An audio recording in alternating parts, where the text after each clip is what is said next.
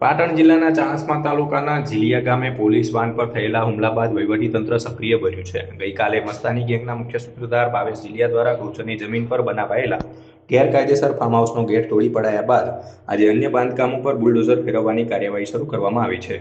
આ કાર્યવાહી અંતર્ગત ઝીલિયા state of Ramadhani farm house તેમજ અલગ જોડી અલગ ખજાનો અને અલગ ધણી આશરો નામના મકાન અને શેડને તોડી પાડવામાં આવી રહ્યા છે।